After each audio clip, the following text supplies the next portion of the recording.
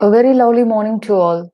I, Maria Caroline Rebello, Assistant Professor in Biochemistry, extend a hearty welcome to all the participants on behalf of the Postgraduate Department of Biochemistry, DG Vaishnav College, for this international conference on nutraceuticals as immune boosters. DG Vaishnav College, a premier institution for higher education in Chennai, has always endeavored to impart holistic quality education to every student.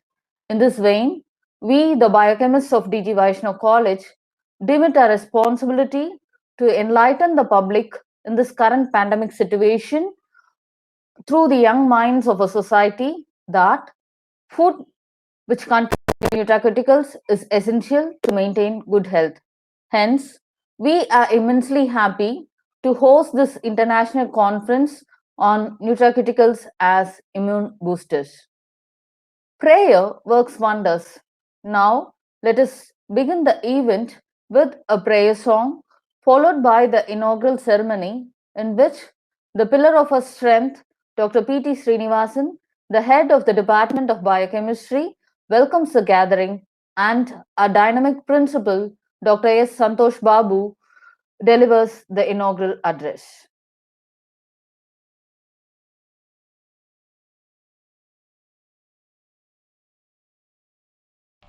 सत्यव्रतं सत्यपरं त्रिसत्यं सत्यस्य योनिं निहितं च सत्ये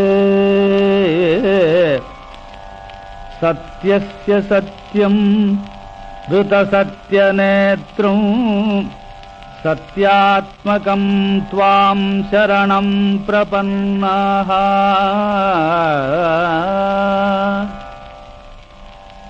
वाणी गुणानुकथने श्रवणो कथायां हस्तौ च कर्मसु मनस्तव पादयोर्नः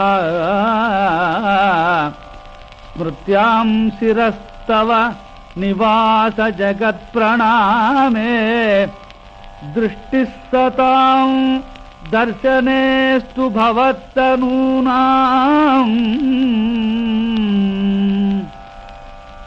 नमो भगवते तस्मै कृष्णायाद्भुतकर्मणे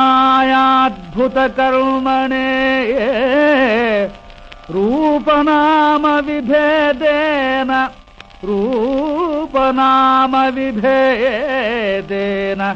जगत्क्रीडति यो यतः ॐ शान्ति शान्ति शान्ति।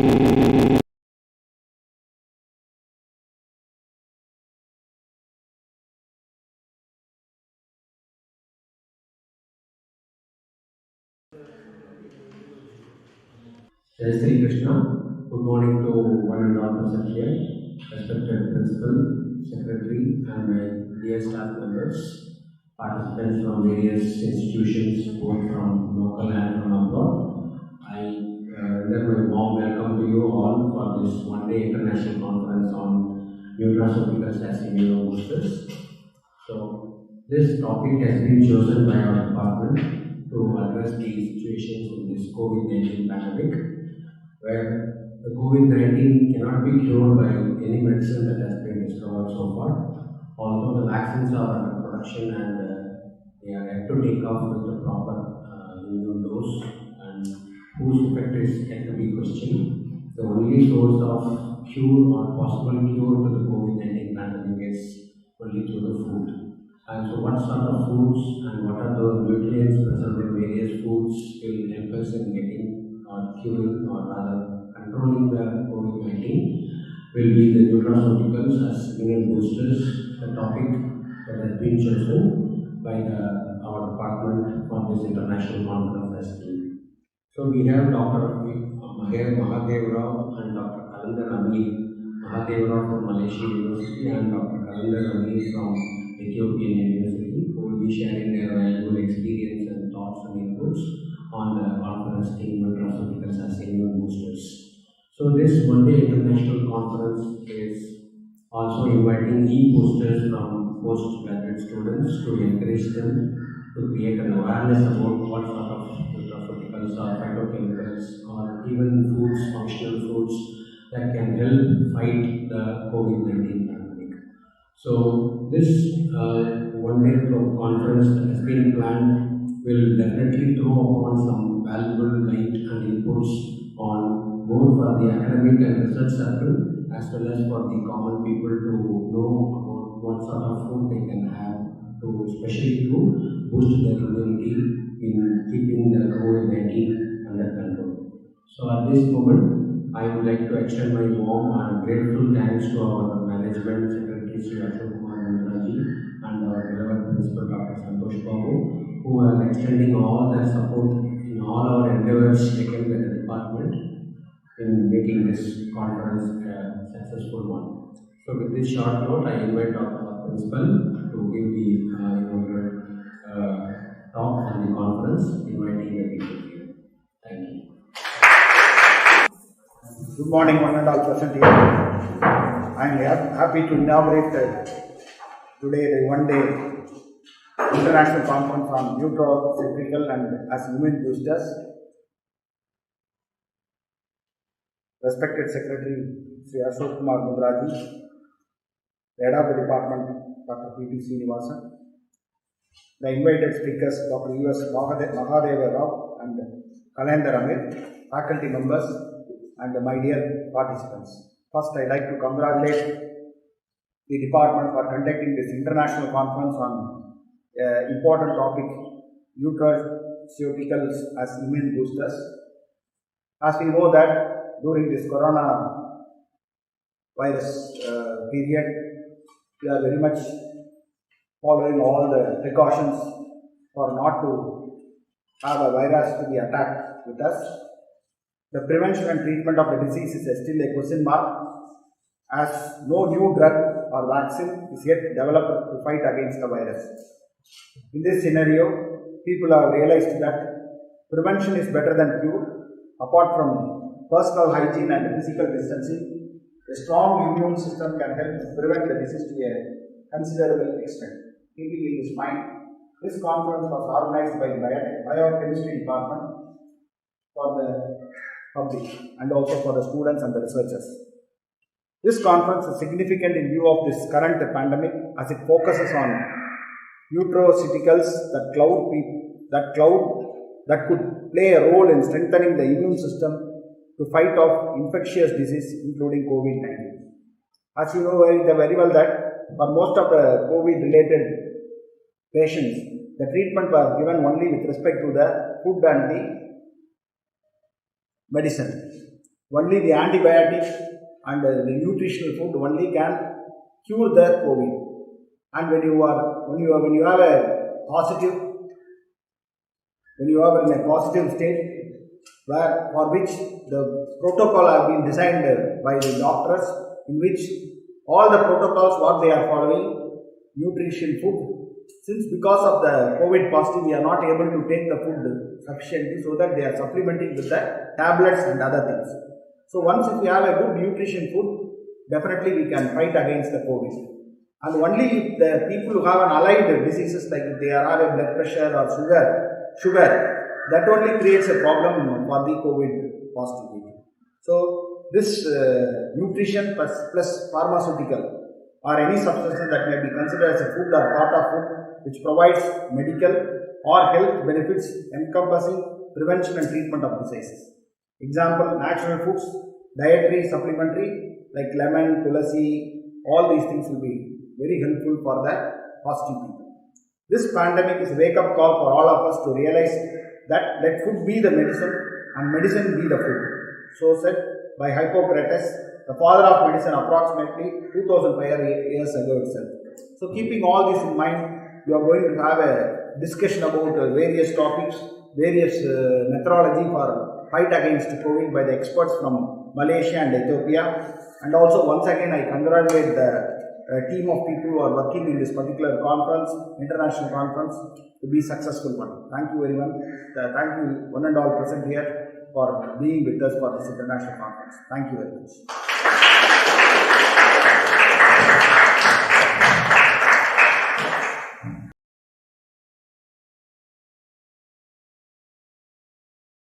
Thank you, sir. I have a very pleasant duty of introducing Dr. U.S. Mahadeva Rao, the chief guest for this international conference on intracticals as immune boosters.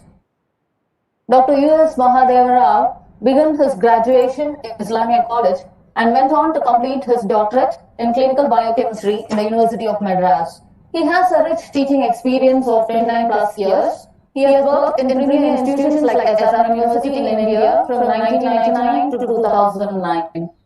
He was associated with various international projects and teaching in Ethiopia from 2009 to 2011 and is working in Malaysia from 2011 till date. Currently, he is a professor of biochemistry in the Faculty of Medicine, University Sultan Zainal Abidin, Malaysia. Dr. Rao has served as the chairman of the Biochemistry Board in the University of Madras and also as a member Board of Studies and Examination Board in Bharatiyar, Thiruvalluvar, JPM, Bharat and Satyabama University. Dr. Rao has guided 30 postgraduate students and been the thesis educator for almost 87 research scholars. He is a lifetime member of FICS and also the Indian Science Congress Association.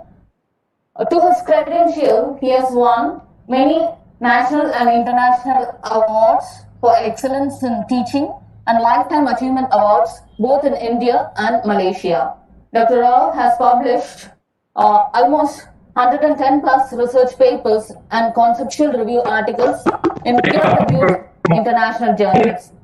He has published 7 textbooks in the field of biochemistry like clinical biochemistry, general biochemistry, basics of molecular phylogeny, and research methodology. Dr. Rao has been invited as a speaker for various international conferences, seminars, and workshops related to biomedical sciences. He is currently a member in the Human Research Ethical Committee and Animal and Plant Research Ethical Committee in Malaysia. Adding a feather to his cap, he is the editor of 7 international journals and which includes Scopus Index journals and also a reviewer in high impact journals. We are greatly privileged to have you as the chief guest for this international conference. Welcome you, sir. Participants, kindly mute your video and audio to enjoy the presentation of the speaker. Welcome, sir.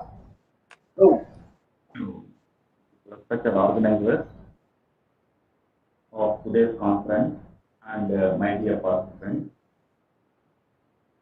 global. When I have someone who accepts and cares for me, whatever the situation, that's my sibling, especially my brother. My heartful gratitude goes to Dr. P.T. Srinivasan for having been chosen me to appear before this august forum. Thank you, organizers, especially Professor P.T. Srinivasan. Indeed, I wonder, before I start my presentation, I would like to greet the institution also. Because I wonder the strong connection between the conference venue, that is the Arun Bakam, located in Chennai, and the host, BG Vaishnava College, BGV College. So really, I saw some connection, strong connection between the Arun Bakam and the BG. In the sense, the former word Arun Bakam means place of excellence, that is called Arumai, place of excellence.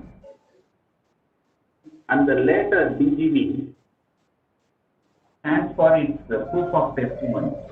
So the excellence is named to Vaishnava College. And the most mesmerizing, most scintillating, and most radiant acronym BGV, I would like to place the expansion for this acronym in my own self-study. The way D stands for the dazzling management. Dazzling means the brightness. So they have very bright vision and mission. Management with clear vision and mission. Stands for the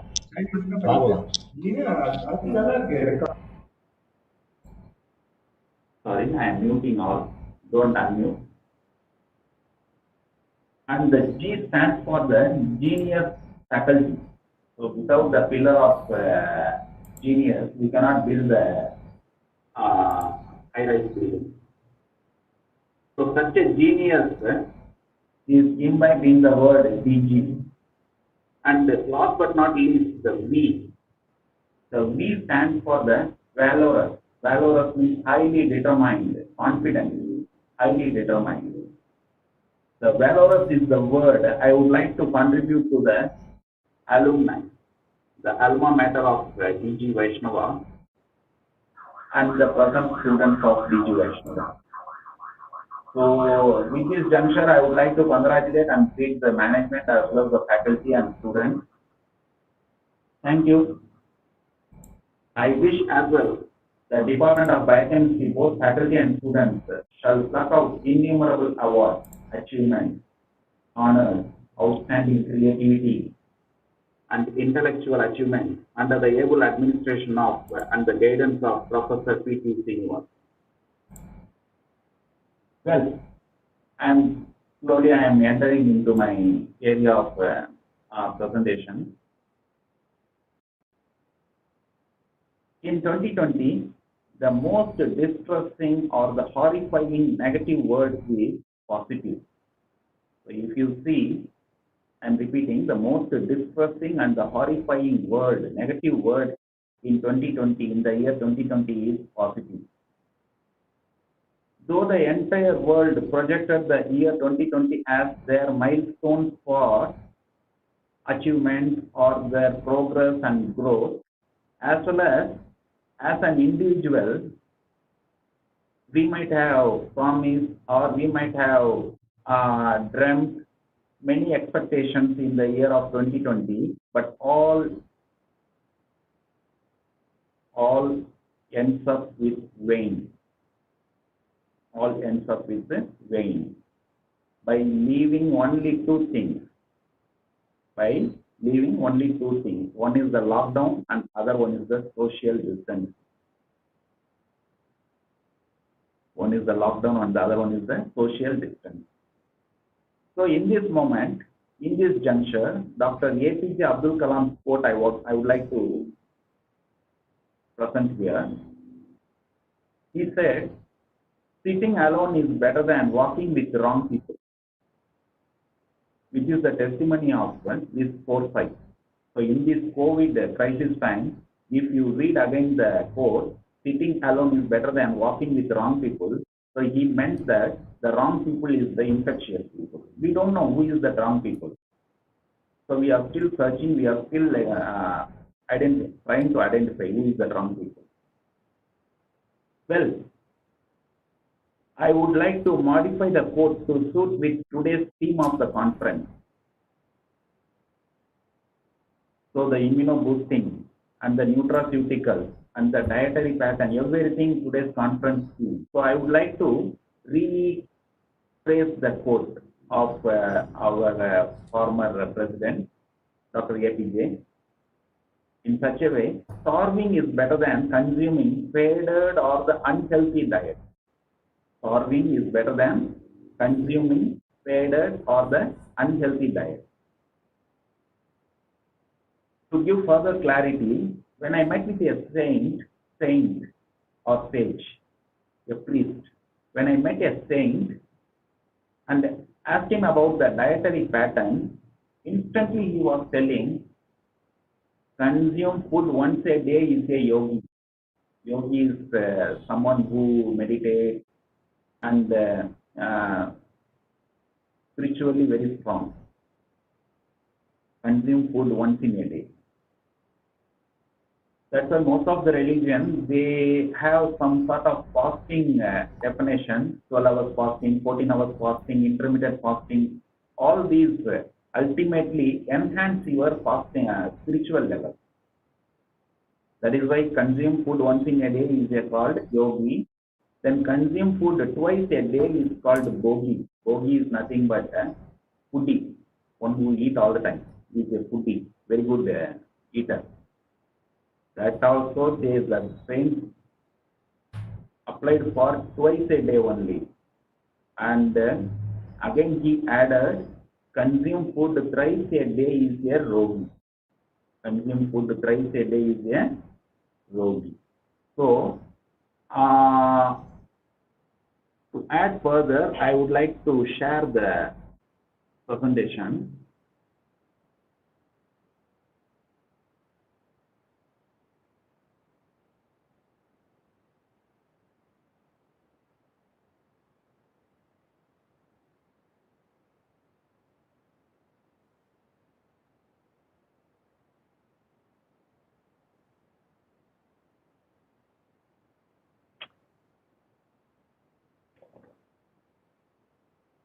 Well,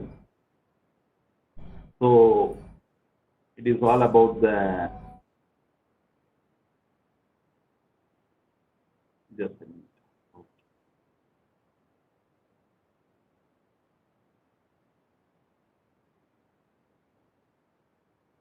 Nutraceuticals as the immunobooster and the food as medicine.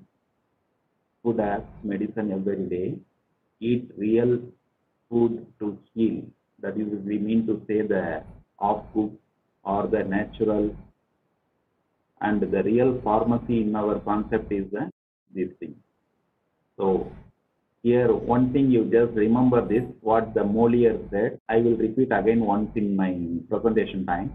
He said, one should eat to live, not live to eat. So we are what we eat, food as medicine. So Hippocrates, in the era of BC, before Christ, 400,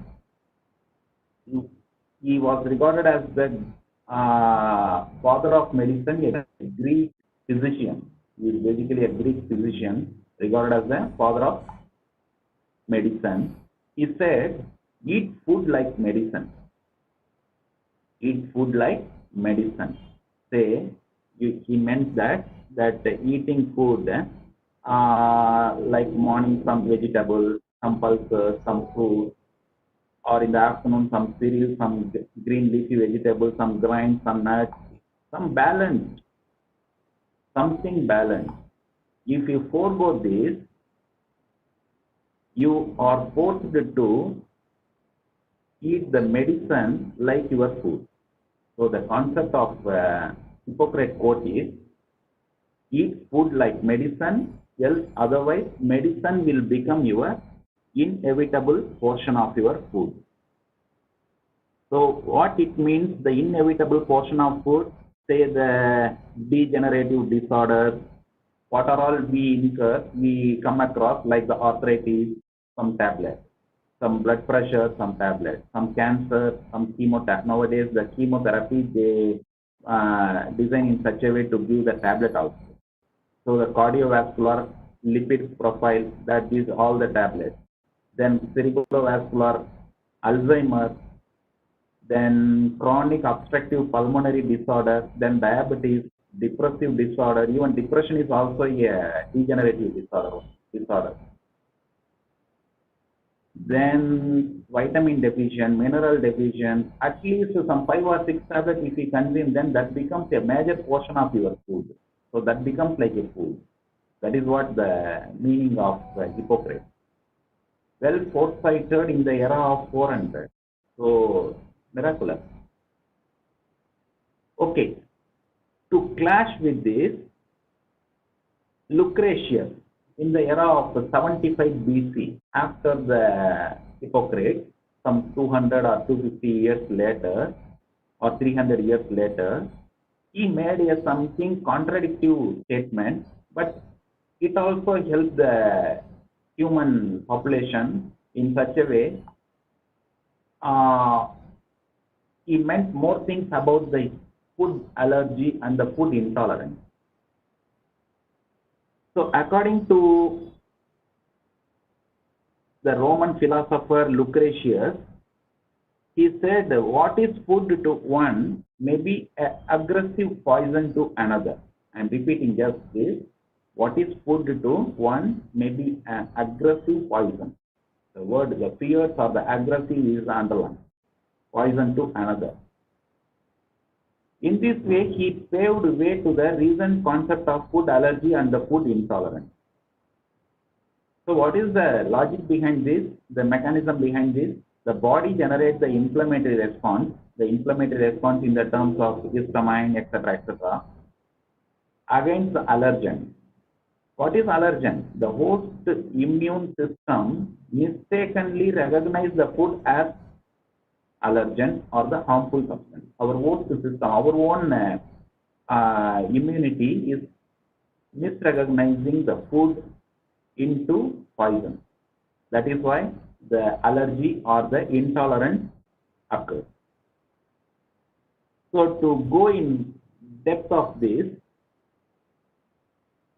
there are many allergens we come across in our routine day-to-day life, like the nuts. Nuts means the peanut, which means the peanut is having some allergy proteins like cupin and prolamine protein intolerance.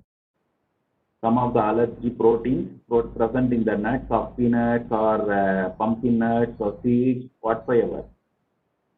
And wheat, the gluten intolerance, the soya, lecithin intolerance, then the egg allergy we call ovomucoid protein intolerance, and the cheese, casein protein intolerance. Last but not least, the cow milk is having the lactose sugar intolerance.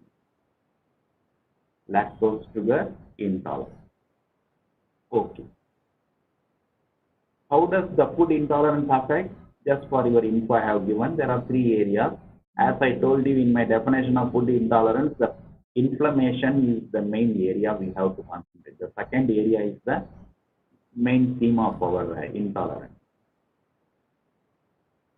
But in reality, are we eating really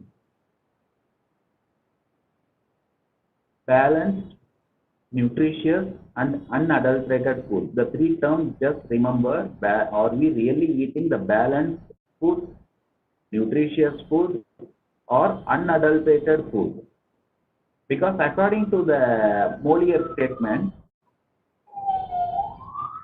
as I told you in the beginning, eat food to live and not live to eat food. So we have to eat food only for our living sake, as a balanced, nutritious, unadulterated. Then only we can live healthily. So living is nothing but, it is a great term we call including the health. It is not only meant for something other than health, it is meant for health also. So to gain the health, according to the Molière, if you remember the statement, what we said in the beginning, eat food to live and not live to eat food, he means to say, decrease the quantity of food intake and increase the quality of food intake. So the quality in the term, there are three terms we mean. One is the balanced diet, nutritious diet, unadulterated diet. Are you really consuming this? Just introspect yourself. If you say, yes, I am consuming in that way, then you can reverse your chronic degenerative disease. You can reverse your chronic degenerative disease. But in reality, what we consume, now I come to that 99.99% of our human population, what we consume. The cow milk today, do you think it is the pure cow milk? It is replaced by 20-50-30 ratio. What is the 20-50-30 ratio? Cow milk is 20%, soya milk is 50%, and water is 30%.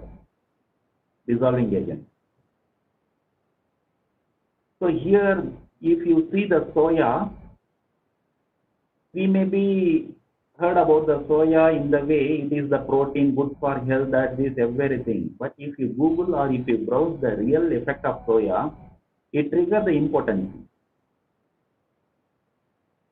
it triggers the infertility, and it triggers the erectile dysfunction, ED. Just Google, it decreases the testosterone level also in the male. So all these polycystic ovary syndrome in the female, the infertility, most of the infertility clinic, they arise only in the city belt area, not in the village, because the village, they consume the cow milk original. But in the city, in the name of cow milk, they consume the 20, 50, 30 ratio of milk. Well, I am giving another example of what the reality in our food consumption. Almond is replaced by the benzaldehyde in the food industry. Almond is replaced by the benzaldehyde in food industry. So what is the effect of benzaldehyde?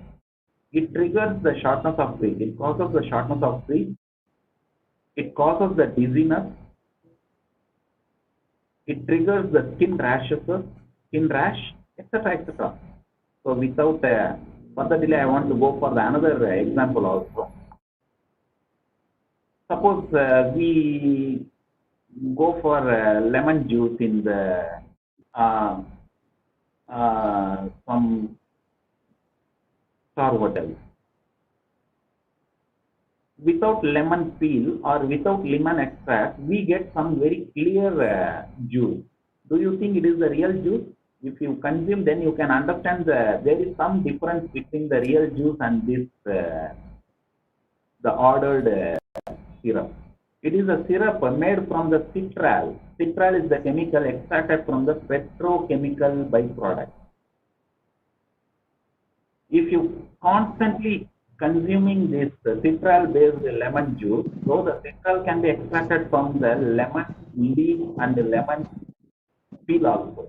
But considering the quantity of harvest, they go for alternate products of harvesting, like petroleum byproduct. So this will cause nausea, vomit, diarrhea, etc., etc., even up to the level of stomach pain. Okay. Loaded to this, again I am coming back to the what reality we are in our food consumption. Loaded to this, in our daily food, we are habituated to add food additive, food colorant, and food flavor, food preservative in the name of monosodium glutamate, that is so-called still debating the Ajinomoto, the monosodium glutamate. And last but not least, the food grain production time, they are applying the fertilizer and the pesticide. Okay, so to overcome these immunity compromising issues, we need nutraceutical or the functional food. Here we have to concentrate our slide. So to overcome all these balanced diet, nutritious diet, unadulterated food, all these we can attain through this nutraceutical or the functional food. Here, what is essential we are taking as a capsulated or a powdered form, and then you can take whatever the junk food you want. At the maximum, we can compromise in that way only. So, to beat the above unpleasant scenario, we can suggest this nutraceutical or the functional food concept. So, it is a hybrid term, the nutraceutical, derived the safety from nutritional supplement. If you see the diagram, the safety aspect we attain through the nutritional supplement, and the efficacy, the drug efficacy we attain through the pharmaceutical product.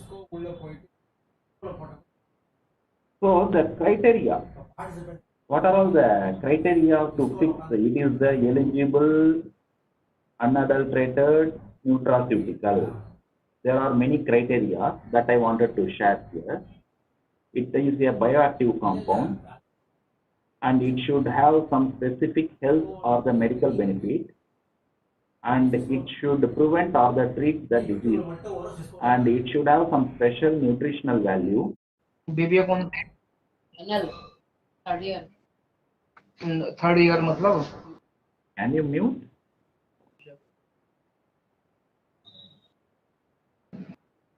Hemant का phone आया, उनका वैभव का phone आ रहा है, result आ गया हमारा।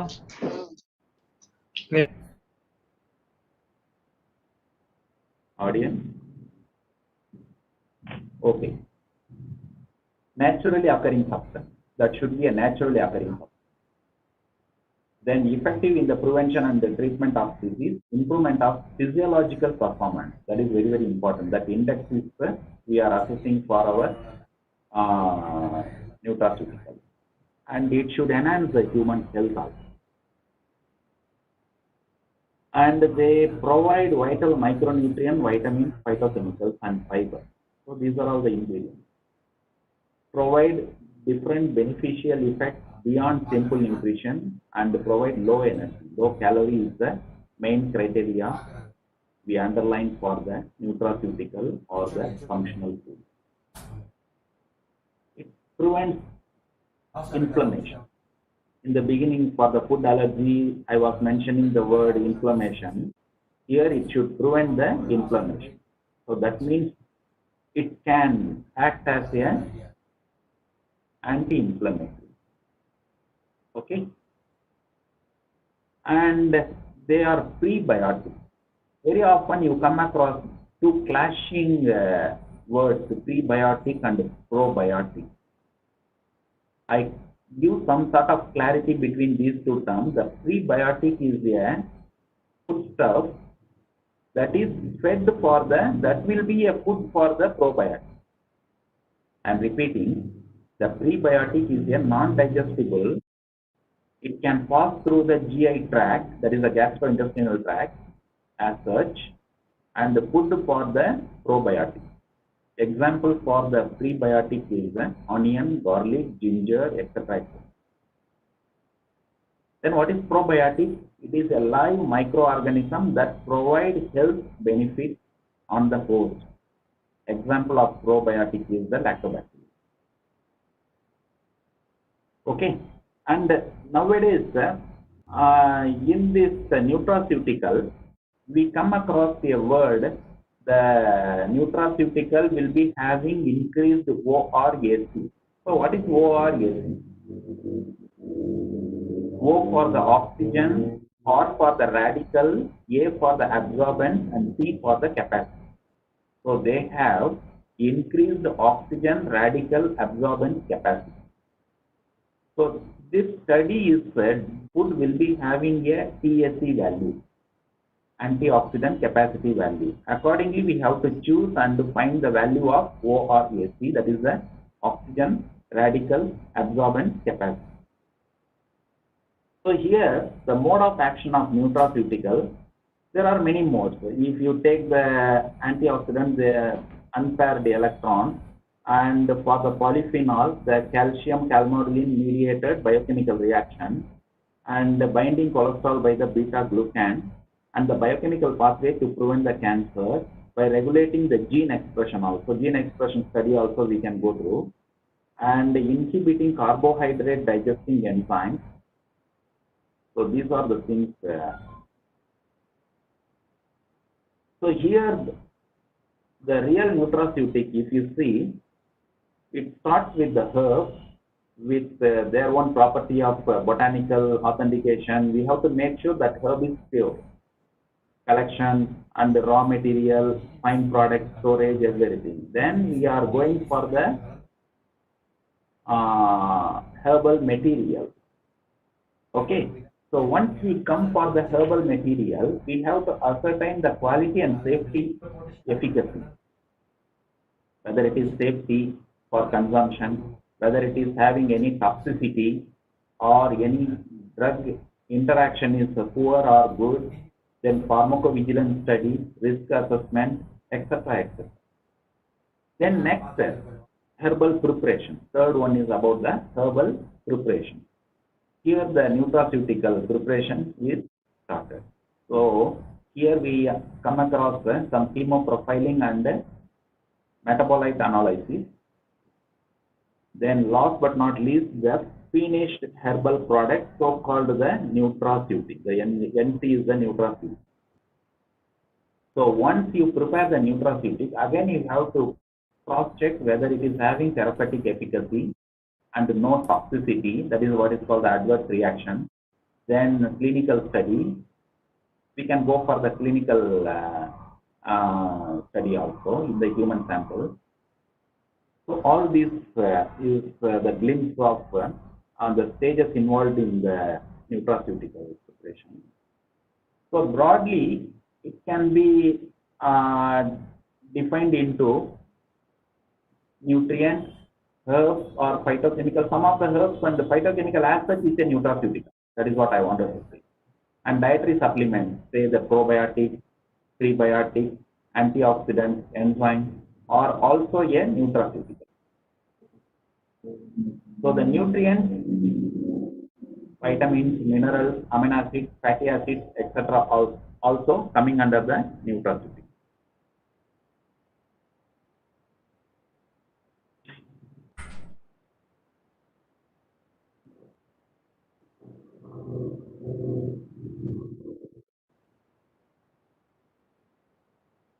Audience, you can raise your question in the later phase. So most common nutrients used supplement are the mineral or vitamin or the combination of vitamin and mineral along with antioxidants. So these three things, either mineral alone or the vitamin alone or vitamin mineral combination or vitamin mineral and antioxidant combination. So that falls under the nutrient category. Then vitamins, you can see the general vitamins. Here I am giving some other vitamin-like compounds. L-carnitine, choline, inositol, taurine. If you see the property, majority will be having the antioxidant and lipotropic and the oxygen oxidation property. Okay, antioxidant activity, then lipotropic agent. Then herbals. Some of the herbals I told you, they are considered to be a nutraceutical. Say primrose oil. Primrose oil, if you see, then for the vegans, they use the primrose oil for the omega family intake, omega 3 and omega 6 rich diet. Then aloe vera is having the anti-inflammatory. Then garlic, already we mentioned garlic and ginger in our prebiotics as well. So it is a powerful anti-inflammatory, antimicrobial and antioxidant. Wherever you come across these kind of terminology, then you make sure it is enhancing your immunity. That is why the immuno-boosting nutraceutical is generally meant for the three categories, the nutrients, herbals, and the nutraceutical, functional foods. Okay. So here, one.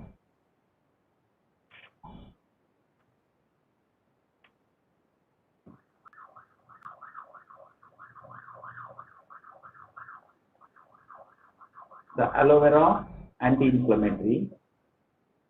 Then the evening primrose, omega 3. Then garlic, antimicrobial as well as antithrombotic and anti-inflammatory.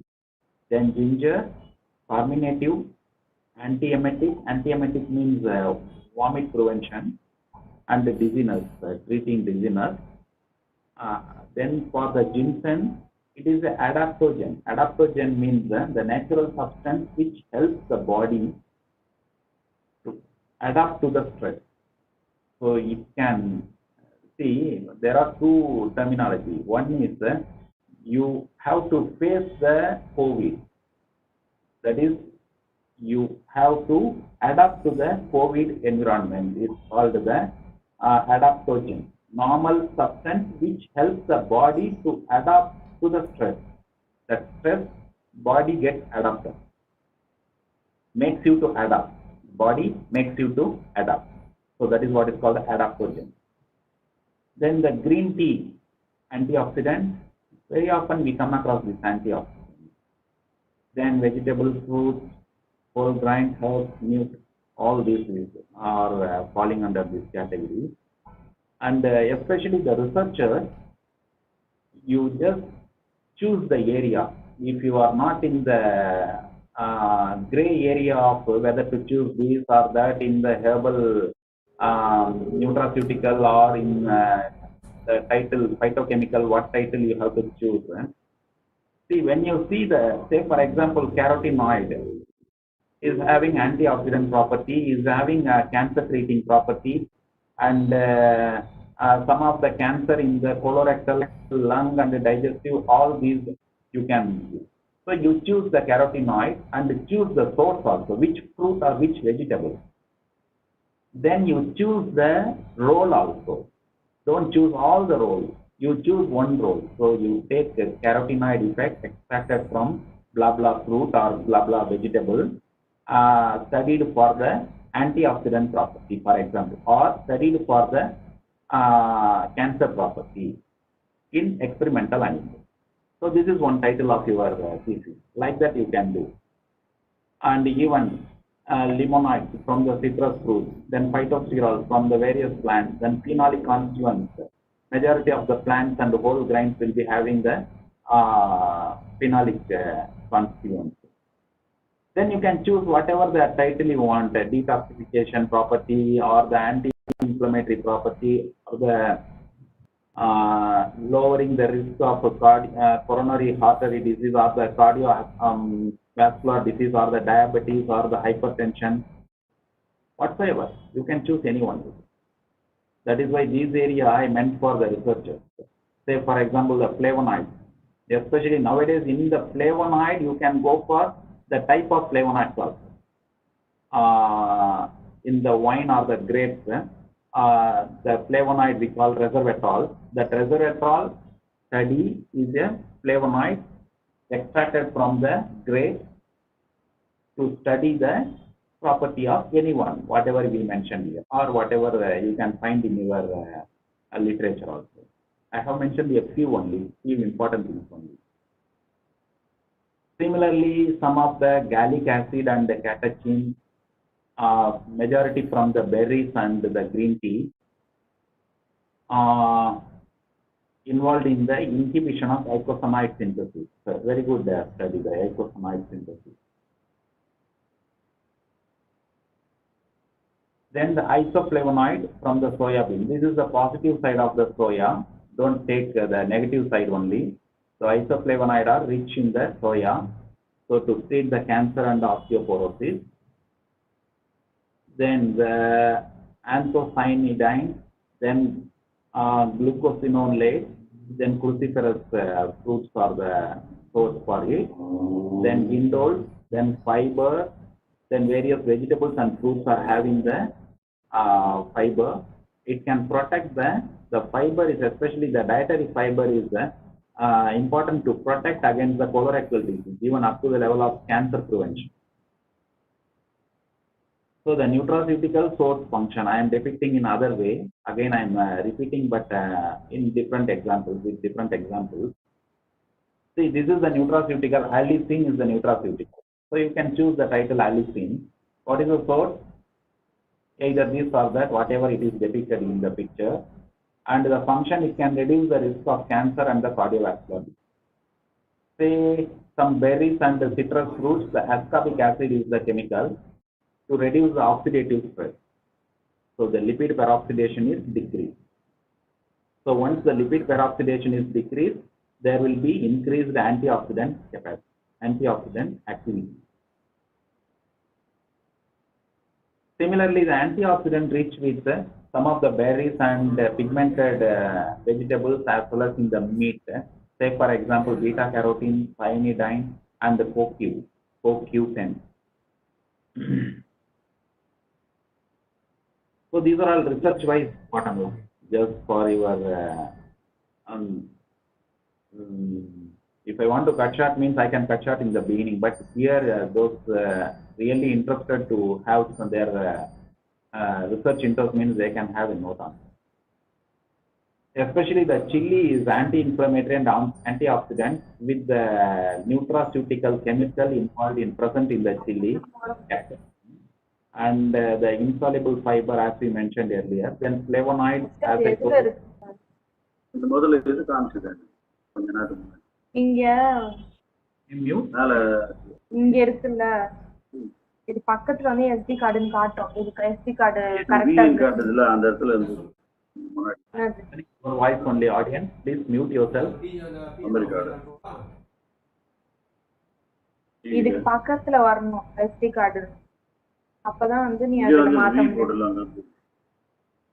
அங்க இருந்து மாத்த முடியும். Professor BTS. Yes, sir. இந்த memory card. Memory கார்டுலாம் இருக்கு. அது எப்படி காட்டும்னு காட்டுறேன். No, participants, you are requested to mute yourself. Participants, your attention please. You are requested to mute yourself. Thank you. Okay. Then the flavonoid, especially as I mentioned, the resveratrol, etc., that can lower the cholesterol level, anti-carcinogenic and antioxidant. And the anti-cancer agent, the indoles, the cruciferous, foods, then the soya and the legumes, the isothiocyanates and the delta limonoids are acting as the vital anti-cancer agent. Then the wheat bran is a good source of beta glucan. It can lower the lipid level. Then it can be found in the derived from the extracted from the soya. It can lower the LDL level, and the egg is being rich with it is a antioxidant and improves the vision.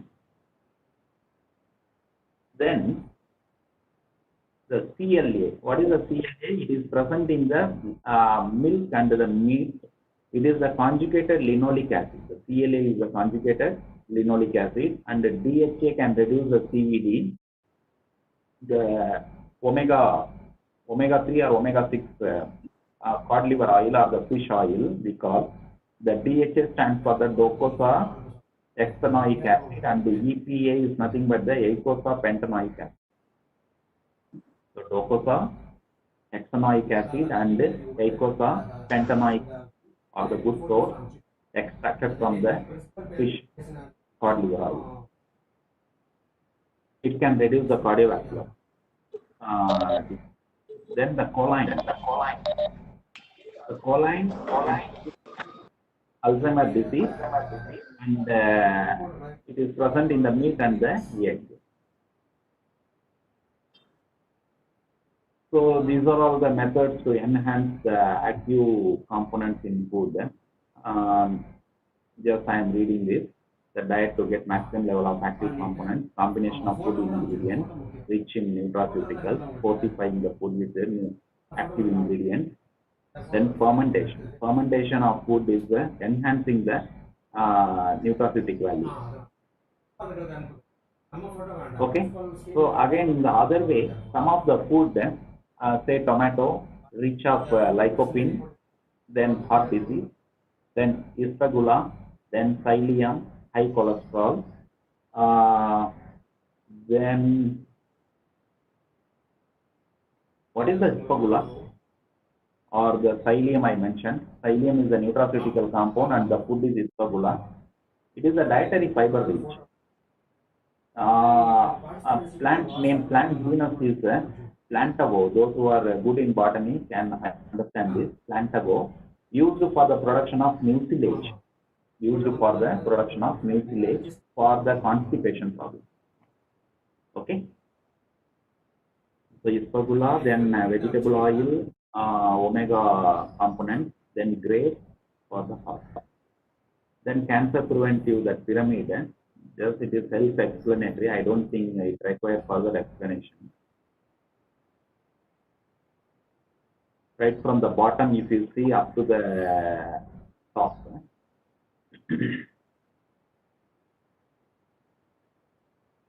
Then some of the added spicy things I want to add, some 2-3 slides. About the moringa, it is rich of vitamin C and rich of vitamin A and calcium, potassium, protein, everything. It is encapsulated into a single component in the name of moringa. It is a growing multivitamin at your doorstep. So see, if you see how many minerals, how many vitamins are present in the moringa. Similarly, the turmeric, then asafoetida. But nowadays, what we consume the asafoetida is mixed with some duff or some flour. If you read the ingredient, then the asafoetida will be some 20%, remaining 80% will be the duff or the flour.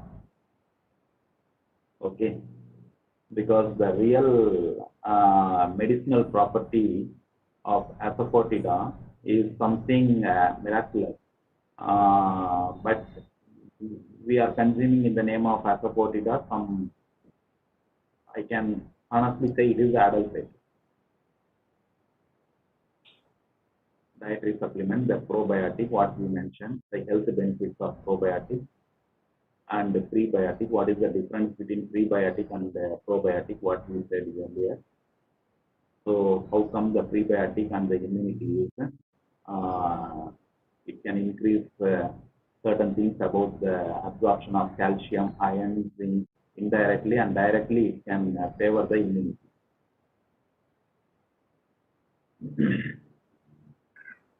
Enhances the secretion of IgA also. So even the gut immunity is also increased. Then antioxidants. I think you will be having some sound knowledge about the antioxidants. And it's also falling under the category of the nutraceutical or the functional food. So these are all some of the health benefits of consuming antioxidants. Enzymes. Some of the enzymes act as an nutraceutical, I say. So the example is given here. So I would like to thank the organizers and the present participants for your patience in listening. And I also welcome my best friend Dr. Kalandar from Ethiopia to this August gathering. I forgot to mention in the beginning, sorry.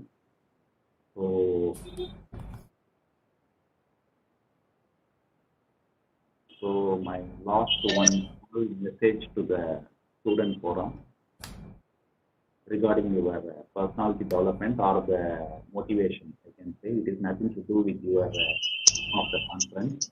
So message is to the students. Because some of the students may be having some complex of inferiority. So to get away from, we need to read this message every day. Thank you. Thank you. Pass the mic to the admin. Thank you, sir. Thank you very much, sir. Thank you so much for your presentation. And we are also very thankful for your patience in the beginning of the program. It was as much a pleasure to have you in our midst as much as you said it was a pleasure to be associated with our college. This is Sangeeta Satyanarayan, Assistant Professor from the Department of Biochemistry, DG Vaishnav College. Sir, your presentation has been viewed both on Cisco WebEx as well as on YouTube live streaming. We have around 300 participants who have attended your presentation. We have a few queries, sir, on your talk. Can I bring up the questions for discussion, sir?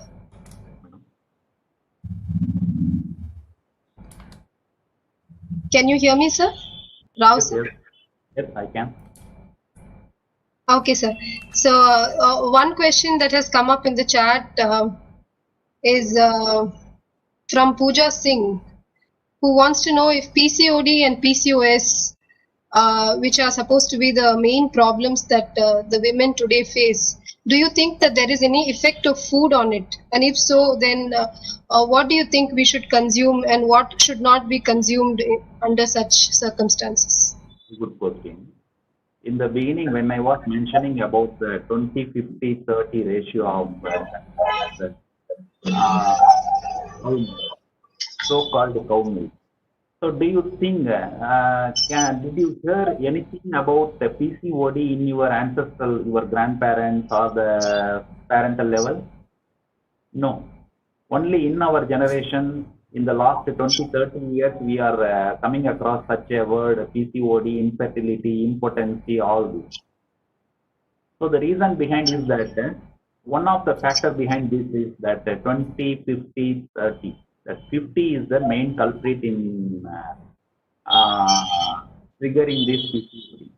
Because when you consume the soya, can easily alter the estrogen testosterone level in female and make the testosterone to increase and the estrogen to fall. It is one of the reason. I am not giving the sole reason for putting the sole blame on the soya bean. It is one of the area that we discussed. So likewise, we have to avoid certain things to get away from the PCOD. So, okay. After once the PCOD is set, then we need to go for a strenuous weight reduction formula. Rigorous weight reduction formula. We need to go for rigorous weight reduction formula. Then, with that weight reduction formula, the obesity, if it goes down, then well, your PCOD is going down. Otherwise, if you keep on fasting without any activity, then no use. Fasting can make you weak only, not you reduce your weight. I don't think fasting will have effect on your to nullify your obesity. Because we need some physical activity. Every day, morning 1 hour, evening 1 hour. Morning in the form of aerobics, evening in the form of yoga, or some something meaningful to your body activity. That is good. Okay? Right. Yes, sir. Thank you, sir. Point well taken. Actually, you've given us the other dimension also. Merely eating good food is not enough. We'll have to take care of physical activity also. Thank you, sir. Thank you so much. We have received a lot of comments appreciating your presentation. There are no more questions in the chat box. Is there any audience who has any question to ask?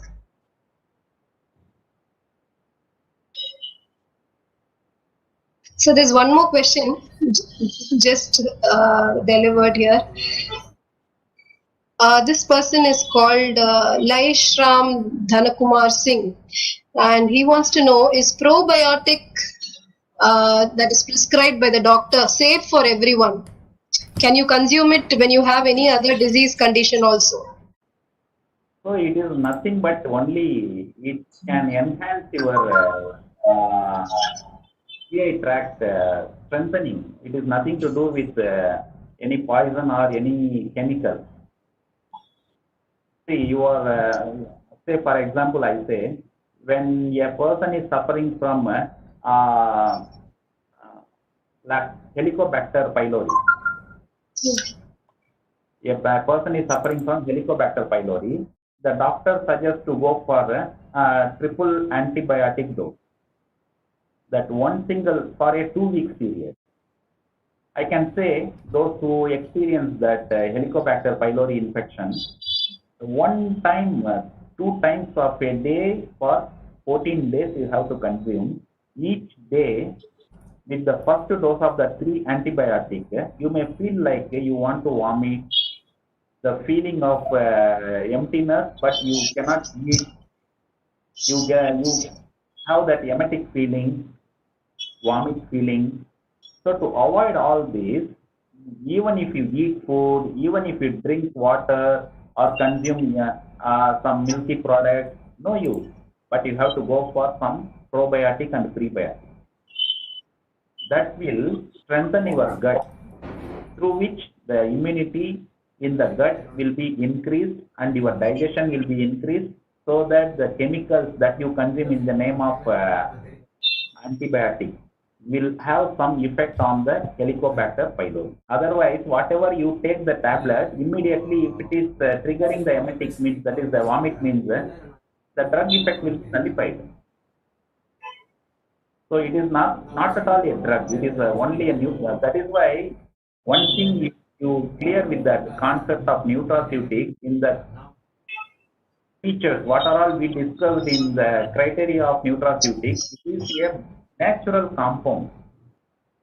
Anywhere you heard if you consume the green leafy vegetable, it is poison for you or any restriction for your intake?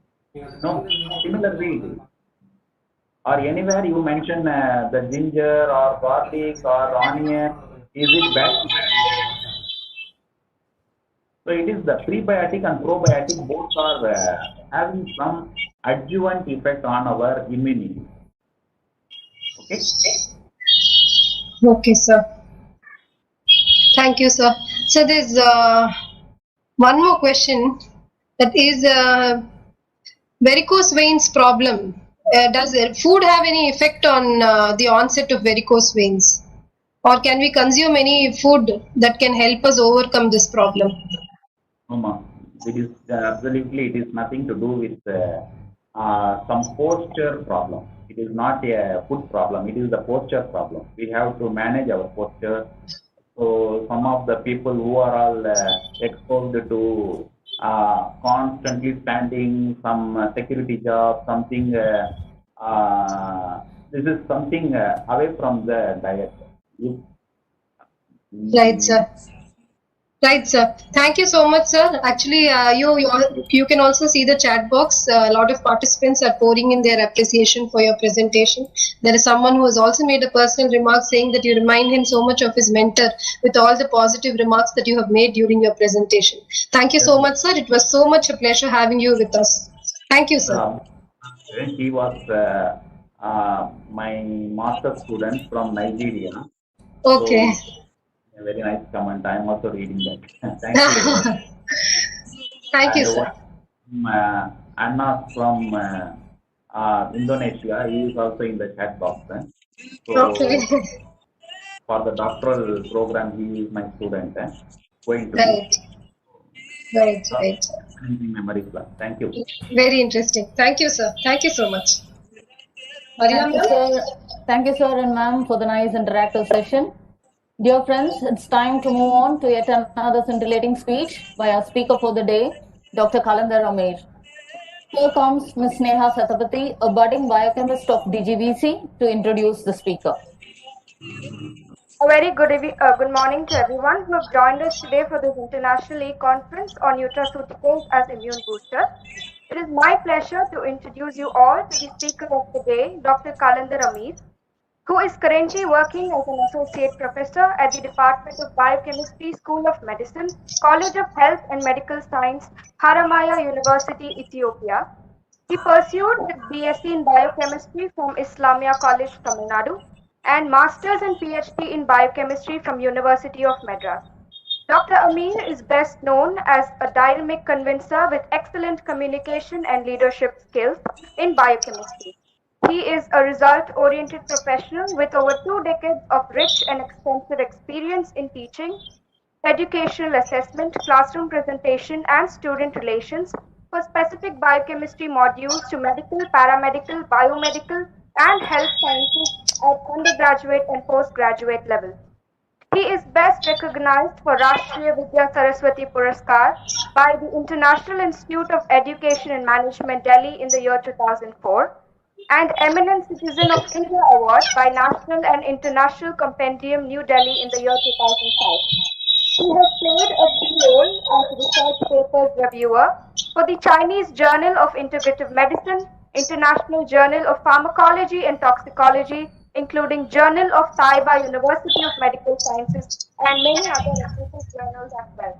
His PhD work was on assessment and removal of toxic heavy metals using plant barks. He also has presented several research papers in national, international conferences and seminars as well. Dr. Amir has authored 2 books titled Basics of Molecular Phylogeny and Endocrinology, Metabolism, Biochemistry for Nutrition, and MCQs for medical students. He is here today to share an energetic and refreshing perspective on nutraceuticals as immune boosters. We welcome you, sir. Thank you.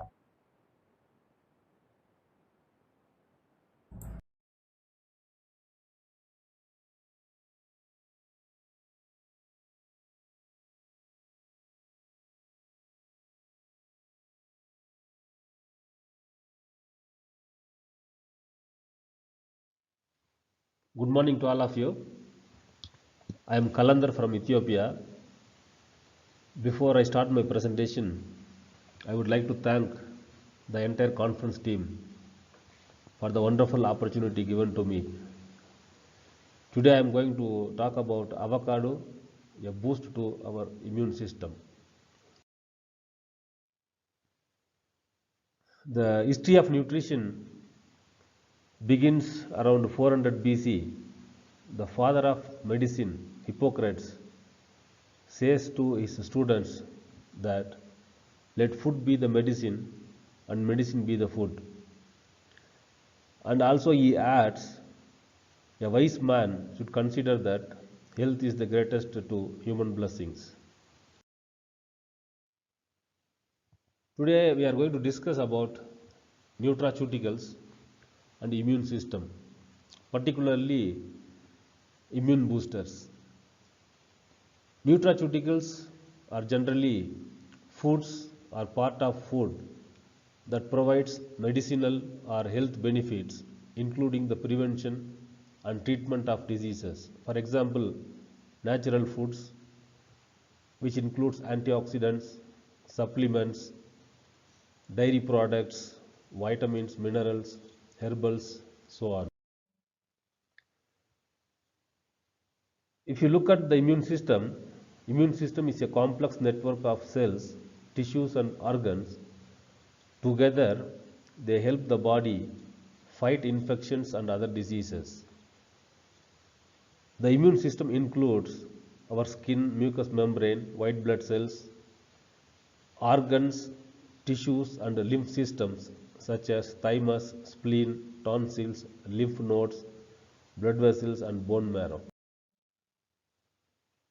How your immune system works? Your immune system works to recognize and identify an infection or injury in the body.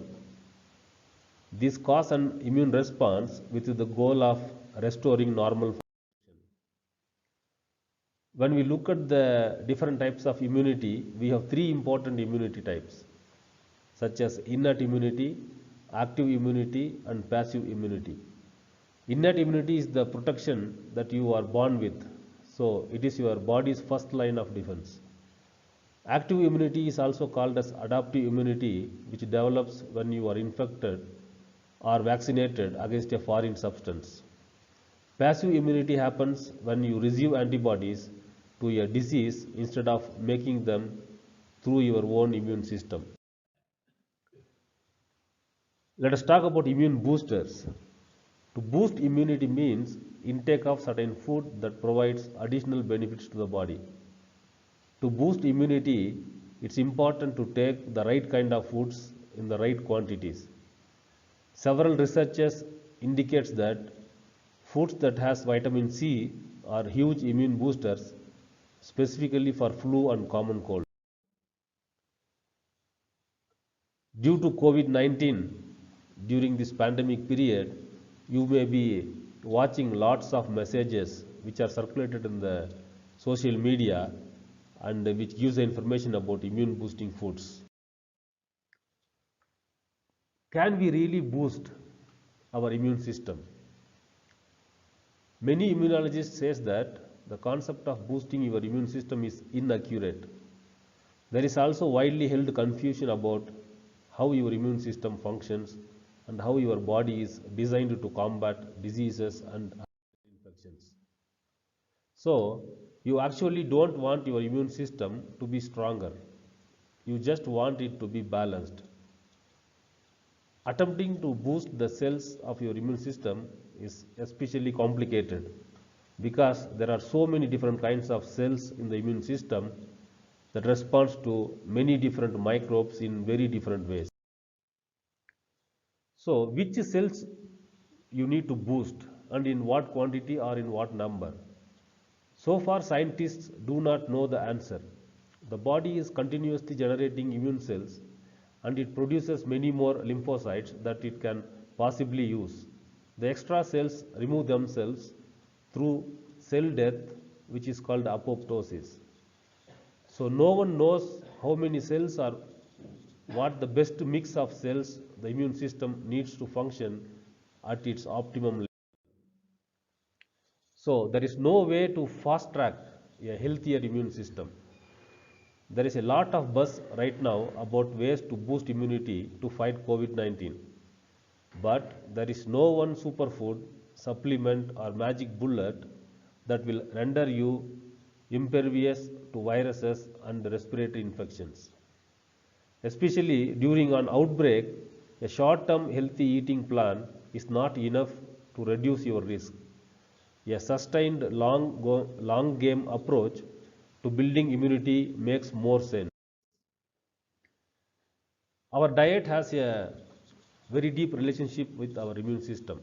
So strengthening your immune system through multiple self-care channels like healthy diet, regular exercise and mental health care is the most effective way to boost your immune system. And building a healthy diet begins with focusing on what we eat and our relationship with the food which we eat. Eating pattern gives us adequate amounts of micronutrients that are linked with the immune system like zinc, iron, vitamin A, vitamin C, vitamin E and vitamin 6. For example, zinc is very important in wound healing process. Similarly, iron aids in non-specific immunity, the body's first line of defense. So the nutrients listed here all are linked to our immune system. If you look at the immune cells, which plays a vital role against any infections, also face danger when the level of free radicals increases in the cell. So when the free radicals increases in the cell, they damage DNA, proteins and lipids. When free radicals damages the DNA, which leads to altered gene expression, which leads to depletion of ATP and energy production in the cell. Similarly, free radicals also damages the proteins and lipids through several biochemical mechanisms. These processes finally lead to cell injury and cell death, so the cell may finally become inactive. So how can we stop this cell damage? What can stop these free radicals? So the answer is here, antioxidants can very well and very much stop the damage caused by free radicals to the cell. So here is the magic fruit, avocado, as a potential source of antioxidants.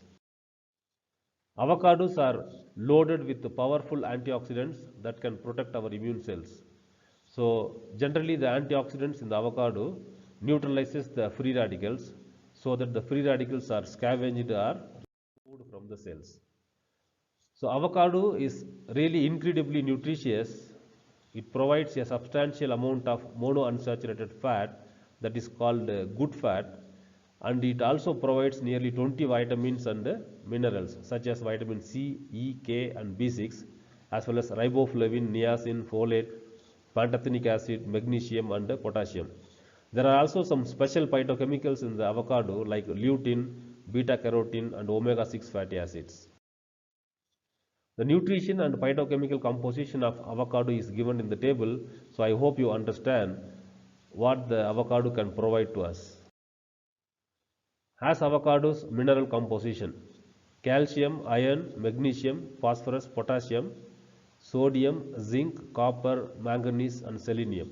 So all these minerals are loaded in the avocado.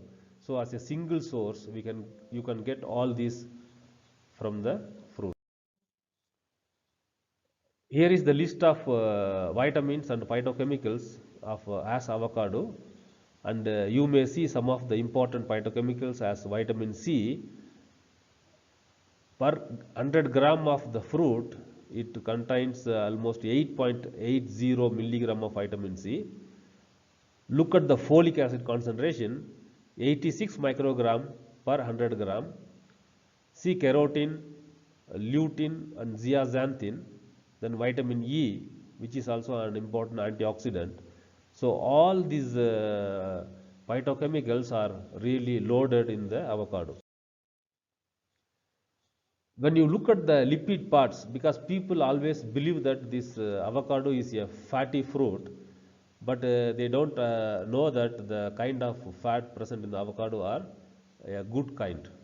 So if you look at the profile of fatty acids or lipids, the avocado contains saturated and more of unsaturated fatty acids than some special lipids like stigmasterol, camphorsterol and beta cytosterol, and there is no cholesterol in this avocado.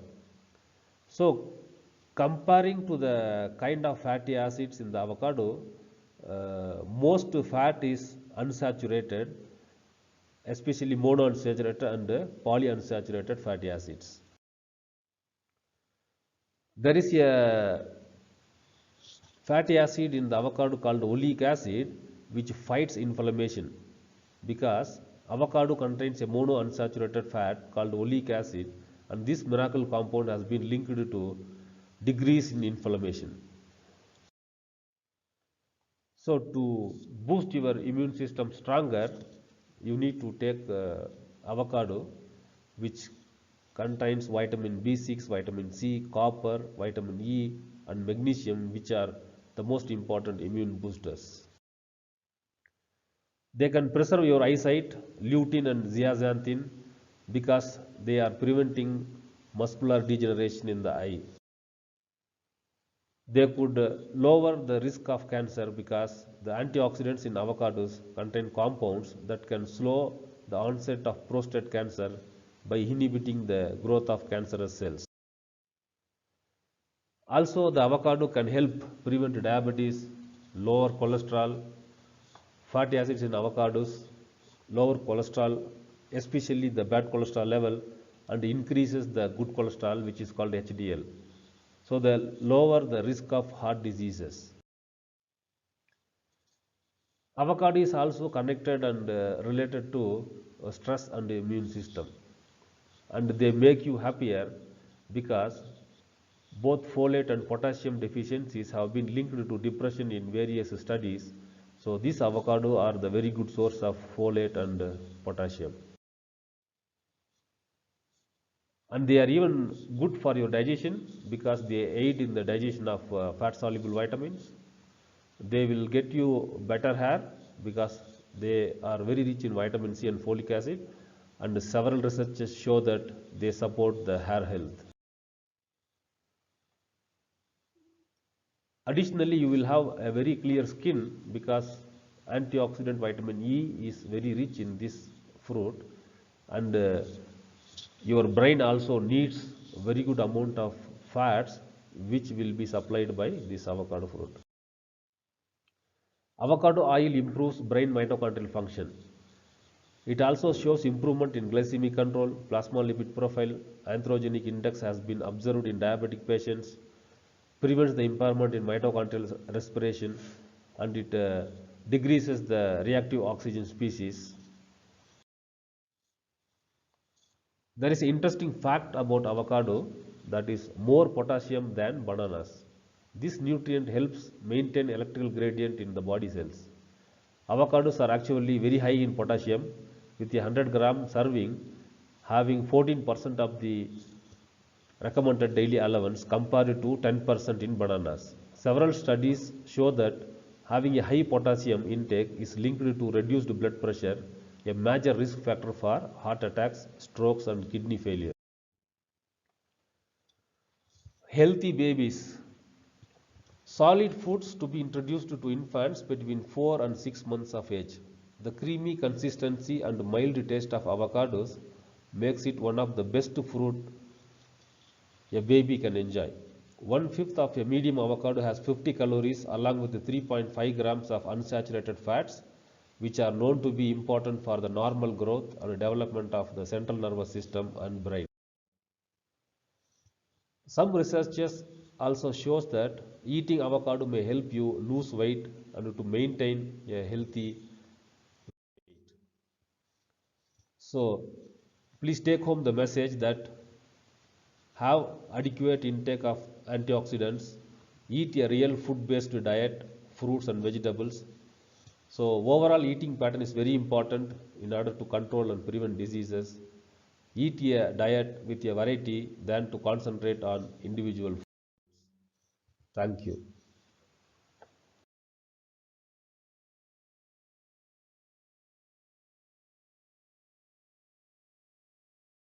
Thank you, sir.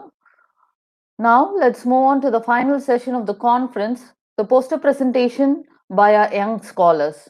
I request Professor Dr. G. Sriram Prasad to take over.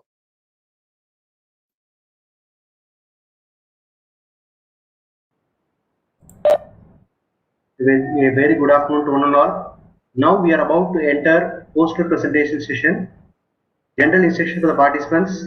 The presenters are required to unmute themselves and start their presentation. The time given for the presentation is about 1 minute. And now the selected participants are, I'll tell the topic, cardamom in the treatment of triple negative breast cancer by Pooja and Afroz Farsana. You can share the screen, ma. Pooja, are you there? Just a minute, sir.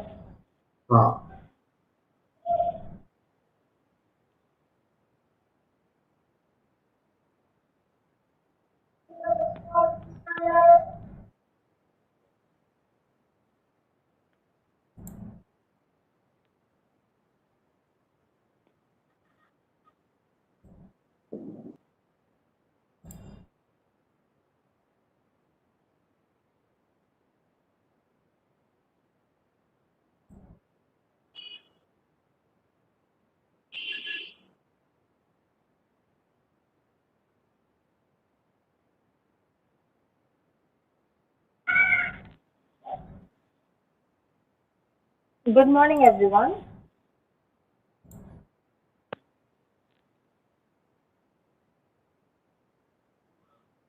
Good morning, everyone. This is Afroz Farsana from BSA Crescent Institute of Science and Technology. We are currently pursuing a B.Tech. Excuse me, ma'am. Technology.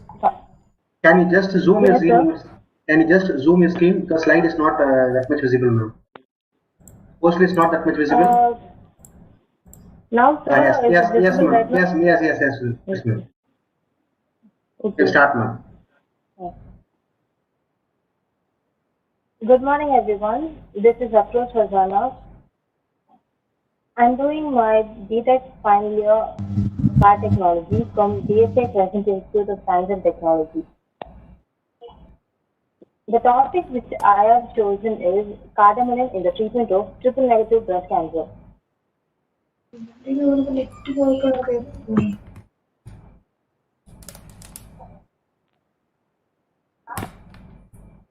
Triple negative breast cancer is a major type of breast cancer and it is very difficult to treat as this triple negative breast cancer doesn't have the hormones like estrogen, progesterone and the HER2 protein. So it requires the special kind of treatment like normally cancer is treated either by surgical method or by radiation or by chemotherapy.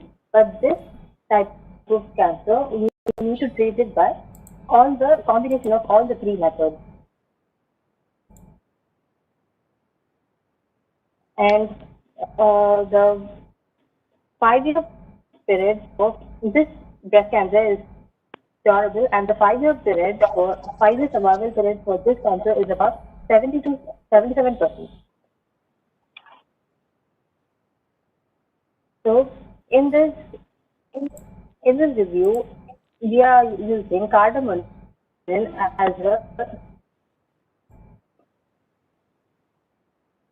a natural for this triple negative breast cancer. Cardamom is well effective in the treatment of triple negative breast cancer. Cardamom is a alkaloid. It has been isolated from many sources like plants, vegetables, and seeds. But it is easily available from the Alpinia species. So this cardamom has a specific effect like it is an anti-tumor. It is an anti-tumor agent. It helps in curing lung cancer, colon cancer, nasopharyngeal carcinoma.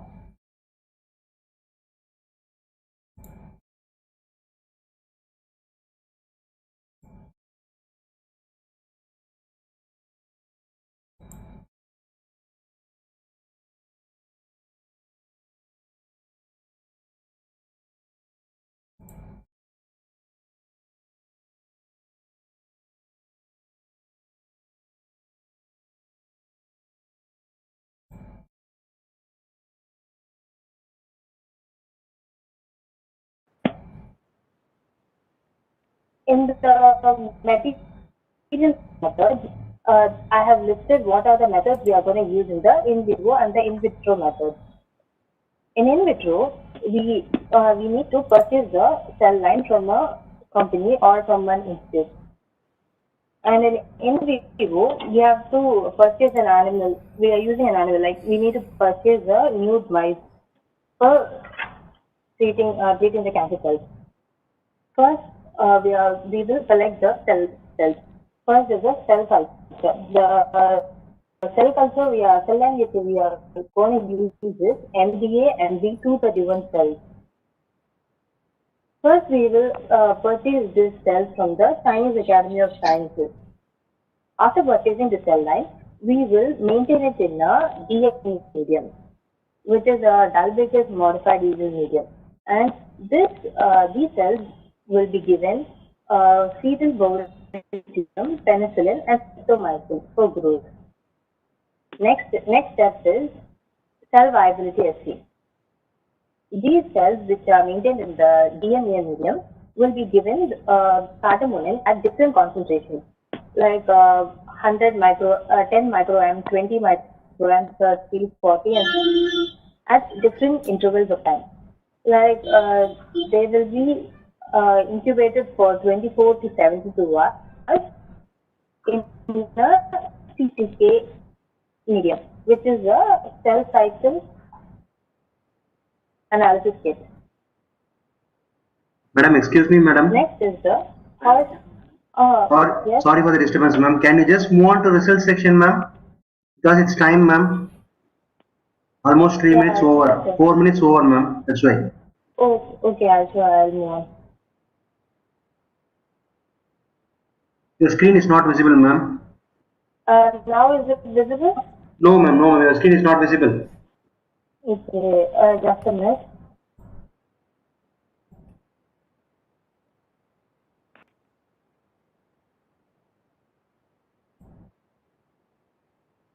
Is it visible now? No, ma'am. No, ma'am.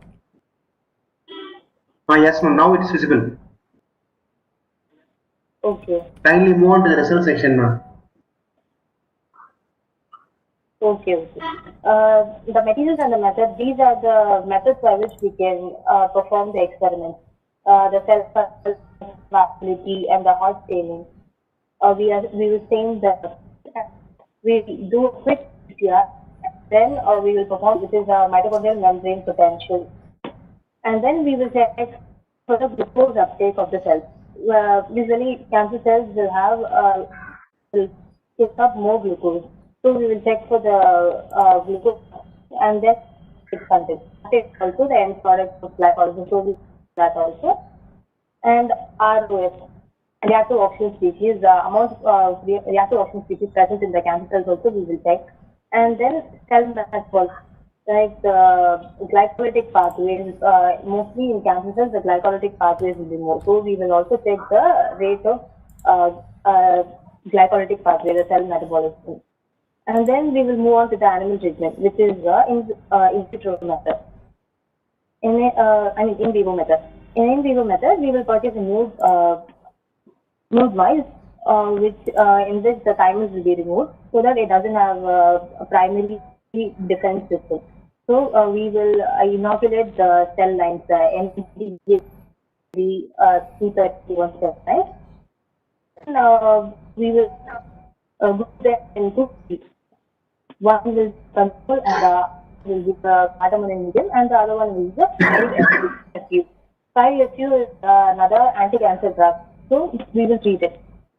On the right hand side corner, we can see a picture, right? It shows 5-FU, control, and CDM. It is nothing but the statistical analysis, pictorial analysis, animal treatment. The 5 values 5-FU, that while using the 5-FU drug, we can see that the cancer cells are slightly fading away. And in the control, you won't give any drug. So it gradually increases. And in the cardamom section, we can see that the tumor cells, the size more the sizes. So I can conclude that the cardamom acts as a really good anti-cancer agent than the 5-FU, which is usually used for the treatment. And we see that cardamom also induces apoptosis in the breast cancer cells, in the BCL2 and the BAX and the CASP3. Next, it also inhibits the HIF1 alpha. In the first image, we can see that the HIF1 alpha, when the concentration of the cardamom is increased over a period of time, the HIF1 alpha, the concentration of gradually decreases, as well as the PHK1 also decreases. And then below, in the third image, we can see that under normative, the HIF1 alpha mRNA, it is slightly more, and in the hypoxia state, the one slightly and fourth, I have controlled the three of HIF1 alpha and the PHK1 LDHA. Three of it I have compared, and we can see that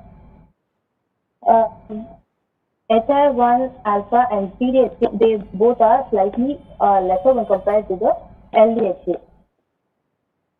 So I am concluding by saying that cardamom acts as an effective anti-cancer agent to any of the available in the market. Thank you. Okay, ma'am, it was a good presentation. We'll go to the next participant. Dr. Rudra Pratap Singh. The topic is formulation, characterization and evaluation of micellar loaded complex of cuminium seminium to treat respiratory infection. Sir, are you ready, sir?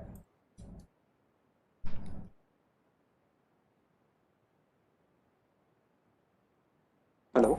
Are you ready, sir? Yeah, I'm ready. You want to share your screen, sir? If you want, you share your screen, sir. Yeah, just give me 1 minute. Yes.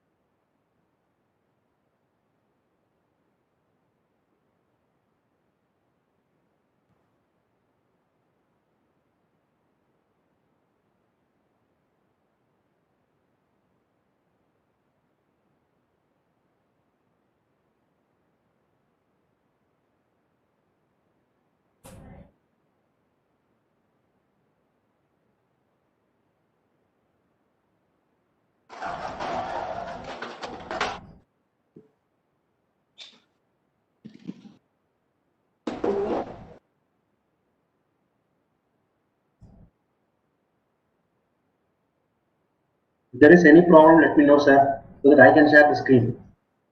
Yeah, it's started, sir. It's uploading. Okay.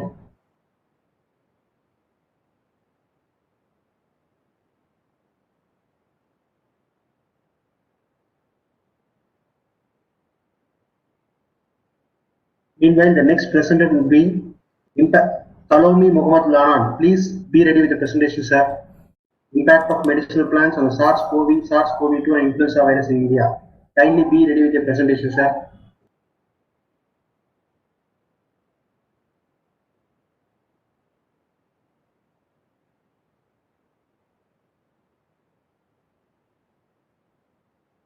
Yeah, I think the screen would be visible. Oh, the screen is not visible. Yes, it is looking blank. Ah, yes. Okay, can I move? Ah, yes, sir, you can start. Yeah, okay. So very good afternoon to one and all.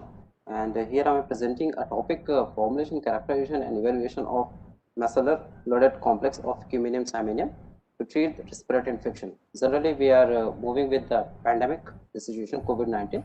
So it is based like of that to boost the immunity system.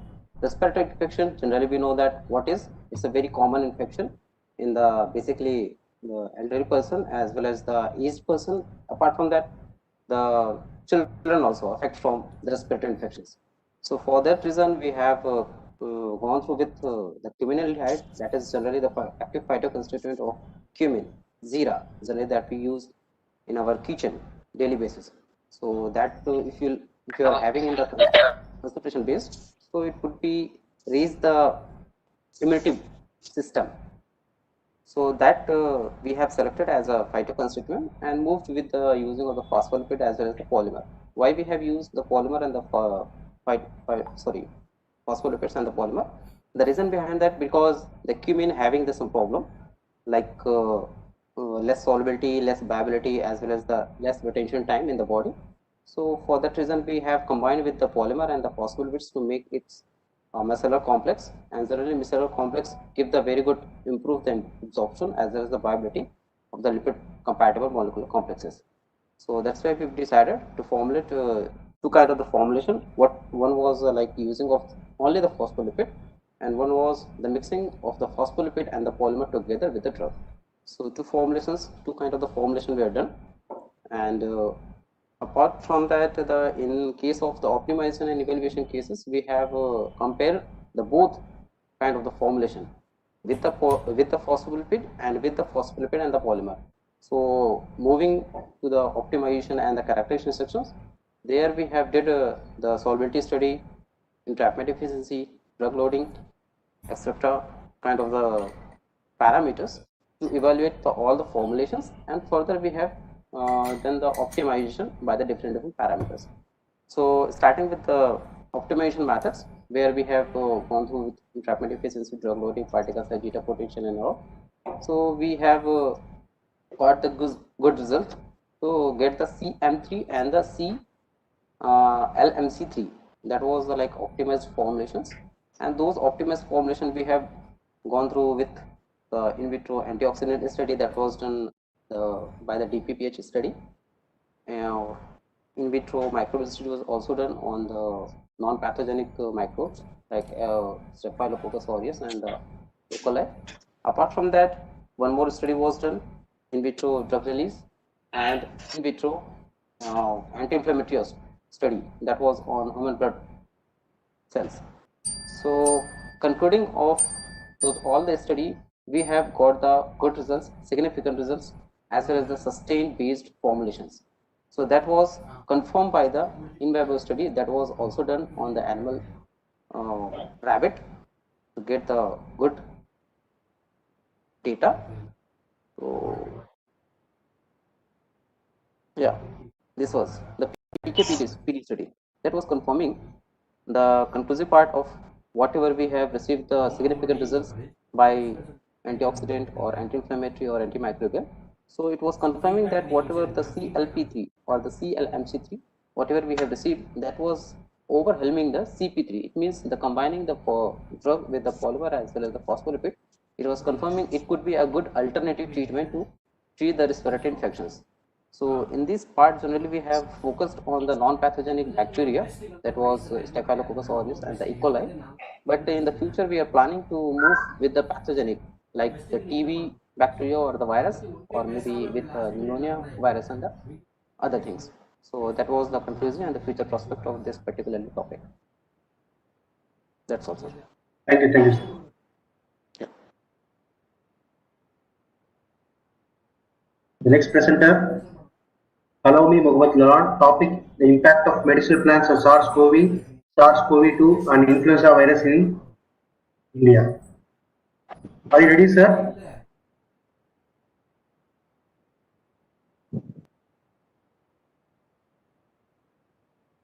Kalomi Mohammad Lalan. Are you ready, sir?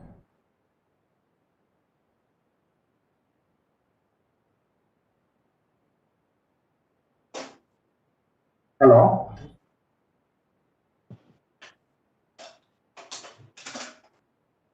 Okay, we can move on to next presenter. Hemapriya Malavika, herbal treatment for cancer. Hemapriya Malavika.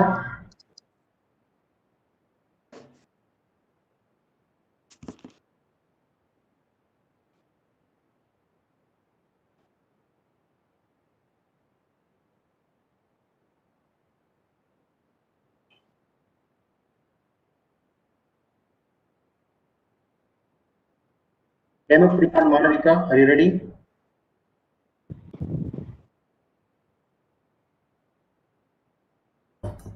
Okay, ma'am, thank you. Maria ma'am, you can take over. Okay. Kudos to all the presenters. Kudos to all the presenters for their participation. Thank you, sir. Gratitude is a small word that has got a great meaning and it brings joy to everyone. I now request Professor Dr. P. Indumati to deliver the vote of thanks.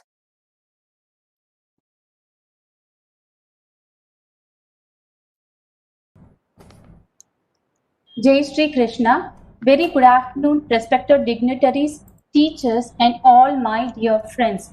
I am really grateful for having given the chance to extend a vote of thanks to everyone present here. It's my privilege to thank our most honorable and dynamic secretary of this prestigious college, Mr. Ashok Kumar Mundraji, and the most active principal, Dr. S. Santosh Babu, DG Vaishnav College, who extend their support for organizing this great event. Thank you all, sir. We have been fortunate to have the eminent person from academia, Dr. U.S. Mahadeva Rao, Chief Guest, Professor of Biochemistry, Faculty of Medicine, University Sultan Zainal Abidin, Malaysia. I'm sure that all the participants must have benefited by attending this e-conference, sir. I sincerely thank our invited speaker, Dr. Kalandar Amir, Associate Professor, Department of Biochemistry, School of Medicine, College of Health and Medical Sciences, Haramaya University, Ethiopia, for kindly accepting our invitation and gracing the conference with his valuable speech on immunity. Thank you, sir. I'm very much thankful to Professor P.T. Srinivasan, Head Department of Biochemistry, for continuous support and advices which have greatly helped towards the successful organization of this e-conference. I sincerely thank all the other steering staff members of all the organizing committee for taking efforts to make this e-conference possible. Thank you all. I also thank all other teaching and non-teaching staff members of our department and other departments too.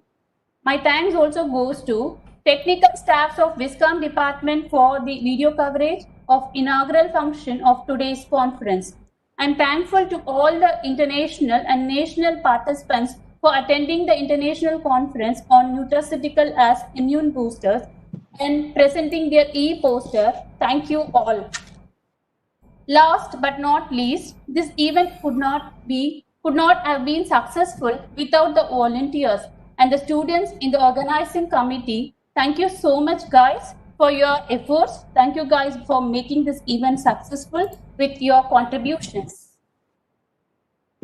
As Thiruvalluvar quoted in couplet 945, Marupadillada undi maruthundin oorupadille uyirku. With self-denial creative well, selected meal, so shall thy frame no sudden sickness feel. Meaning of it, there will be no disaster to one's life if one eats with moderation food that is not disagreeable. Nothing is permanent in this world. Have healthy food. Hello? Be healthy. Thank you all. Thank you, ma'am. Participants, kindly fill the feedback form using the link given in the chat box. Now that we have come to the end of the conference, I thank you all for your cooperation. Have a pleasant day. Thank you.